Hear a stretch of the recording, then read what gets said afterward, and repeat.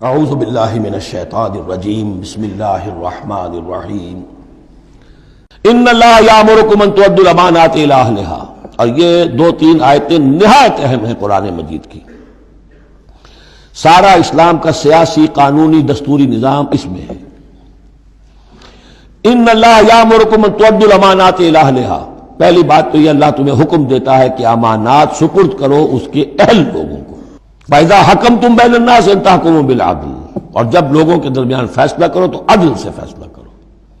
پہلی بات یہ ہے کہ جو بھی آپ سیاسی نظام بناتے ہیں، انتظام کرتے ہیں، اس میں منصب ہوتے ہیں، منصبوں کی پھر ذمہ داریاں ہوتی ہیں تو اختیارات بھی ہوتی ہیں، اس کو دیکھ کر دینا چاہیے کہ کون اہل ہے۔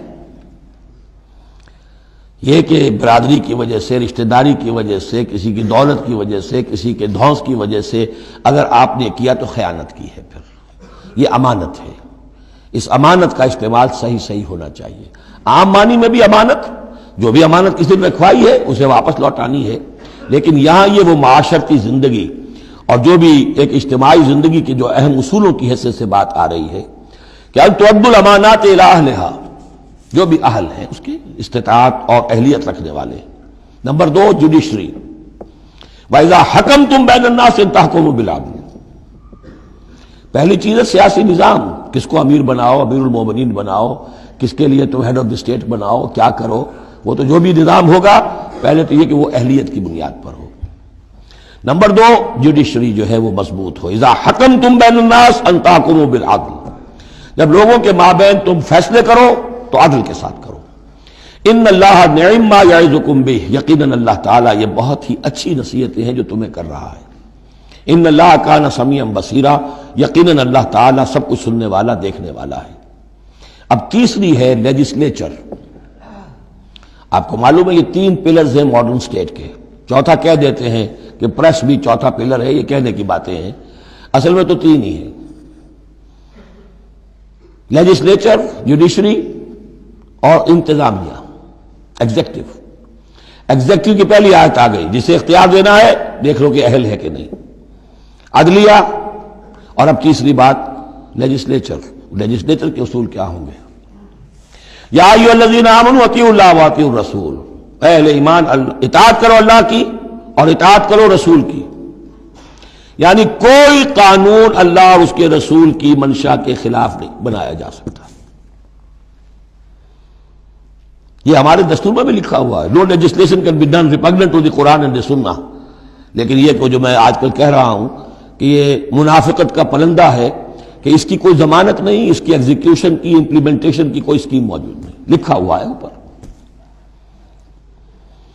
اطیعوا اللہ واطیعوا الرسول، اللہ کے احکام اور رسول کے احکام، یہ دو مستقل سورسز آف لا ہیں، مستقل سورسز آف لا۔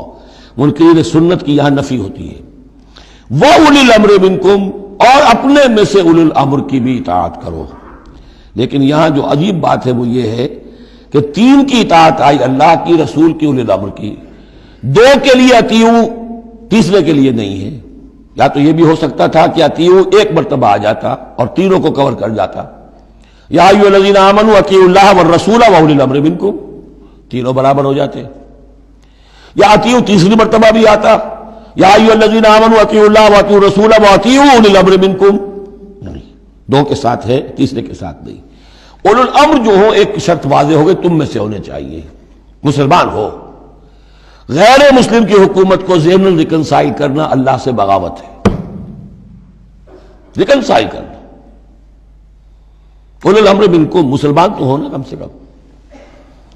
البتہ یہ کہ ان کی اطاعت مستقل نہیں، دائم نہیں، انکنڈیشنل نہیں۔ اللہ کی اطاعت مطلق، absolute, unconditional, without any limits. رسول کی اطاعت absolute, unconditional, without any limit.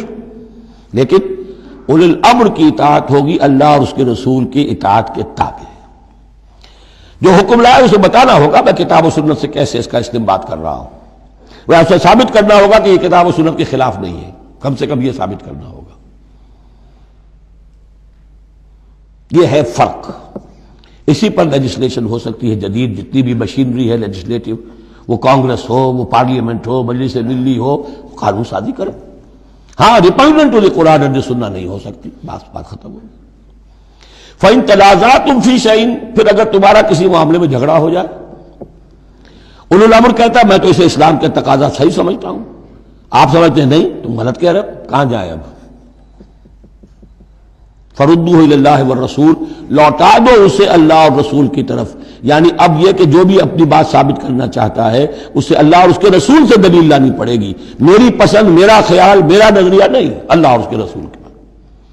اور اس میں یہ بات ماننی پڑے گی کہ ابھی یہاں ایک خلا ہے، وہ خلا یہ ہے کہ یہ فیصلہ کون کرے گا کہ اس کی رائے صحیح ہے یا اس کی رائے صحیح ہے. یہ ہے اصل میں آج کی ریاست میں آ کر وہ خلا پر ہو چکا ہے، یہ جوڈیشری کا کام ہے. لیکن جب کہ ابھی اسلامی ریاست قائم ہوئی ہے عرب میں حضور کے زمانے میں، ابھی یہ انسٹیٹیوشنز جو ہیں شروع میں پوری طریقے سے آئیڈینٹیفائڈ اور علیحدہ علیحدہ انسٹیٹیوشنز تھے ہی نہیں کہ یہ لیجسلیچر ہے، یہ جوڈیشری ہے، یہ ایگزیکٹو ہے. حضرت ابوبکر کے زمانے میں تو کوئی یعنی قاضی تھے ہی نہیں. حضرت عمر نے پہلے شعبہ قضا شروع کیا ہے، تو رفتہ رفتہ انسٹیٹیوشن ڈیولپ ہوئے ہیں. لیکن اصول یہ ہے کہ دو کی اطاعت تو ہے قطعی اور لازمی، انکنڈیشنل ایبسولوٹ. تیسری اطاعت اس کے تابع ہوگی. فیصلہ کون کرے گا؟ جدید دور میں اس کا جو انسٹیٹیوشن ہے وہ عدلیہ ہے.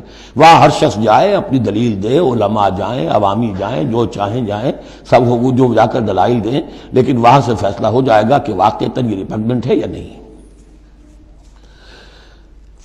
فَإِن تَنَازَعْتُمْ فِي شَيْءٍ فَرُدُّوهُ إِلَى اللَّهِ وَالرَّسُولِ إِن كُنتُمْ تُؤْمِنُونَ بِاللَّهِ وَالْيَوْمِ الْآخِرِ. یہ طرز عمل تمہیں اختیار کرنا چاہیے اگر تم واقعتاً اللہ پر اور یوم آخر پر ایمان رکھتے ہو. ذَلِكَ خَيْرٌ وَأَحْسَنُ تَأْوِيلًا، یقیناً یہ بہت ہی بہتر بھی ہے اور نتائج کے اعتبار سے بھی بہت ہی مفید ہے. صدق اللہ العظیم.